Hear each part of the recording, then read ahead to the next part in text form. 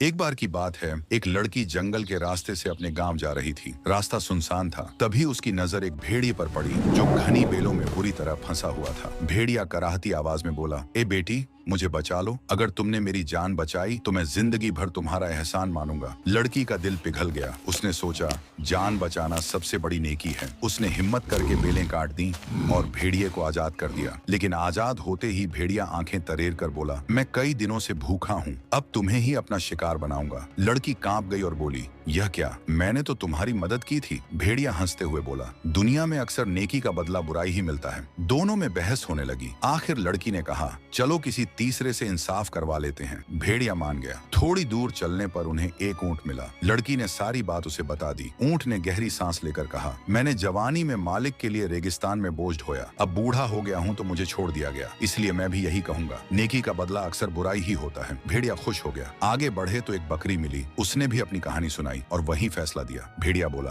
अब 2 फैसले मेरे हक में हैं, तैयार हो जाओ। लड़की रोते हुए बोली, बस एक आखिरी इंसाफ, फिर जो चाहो करना। आगे जाकर उन्हें एक सादा सा मुसाफिर मिला जिसकी आंखों में गहरी समझ थी। लड़की ने पूरा किस्सा सुना दिया। मुसाफिर मुस्कुराया और बोला, मुझे उस जगह ले चलो जहाँ यह भेड़िया फंसा था। जब वे वहाँ पहुंचे तो मुसाफिर बोला, पहले इसे फिर से वैसे ही बेलों में बांध दो ताकि मैं सच अपनी आंखों से देख सकूं। भेड़िया बोला, मुझे कोई दिक्कत नहीं। जैसे ही वह फिर से फंस गया, मुसाफिर ने कहा, बस यही इंसाफ है। लड़की चौंक गई। मुसाफिर बोला, जो खुद कहता है कि नेकी का बदला बुराई है, वह नेकी के लायक नहीं होता। लड़की ने राहत की सांस ली, मुसाफिर को धन्यवाद कहा और सुरक्षित अपने रास्ते चली गई। भेड़िया वहीं फंसा रह गया और सोचता रहा, शायद नेकी का बदला बुराई नहीं, बल्कि बुराई का अंजाम ही बुराई होता है।